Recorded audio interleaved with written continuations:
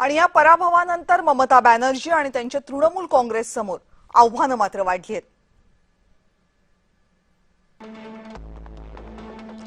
आमदारांना पक्षात ठेवणं आणि पक्ष अबाधित ठेवणं हे सगळ्यात मोठं आव्हान पश्चिम बंगालमध्ये ममता बॅनर्जी यांच्या समोर असेल, कारण ममता बॅनर्जी यांच्या तृणमूलला मिळालेले आमदारांची संख्या ही भाजपपेक्षा बरीच कमी आहे। बंगालमध्ये सक्षम आणि सकारात्मक विरोधी पक्ष म्हणून काम करणं ही ममता बॅनर्जी यांच्या समोरची आणखीन एक आव्हानात्मक बाब आणि सगळ्यात महत्त्वाचं म्हणजे राजकीय हिंसेच्या परंपरेला आळा घालणं हे ममता बॅनर्जी यांना साध्य करावं लागेल।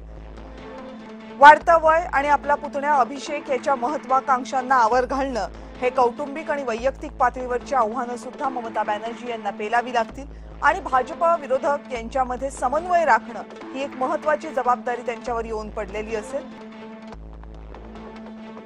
राष्ट्रीय स्तरावर काँग्रेसला पर्याय देणं हे ममता बॅनर्जी यांच्या रूपानं पाहिलं जात होतं, मात्र या पराभवानंतर तो पर्याय खरंच तितका सक्षम राहील का यावरही प्रश्नचिन्ह उपस्थित राहतील।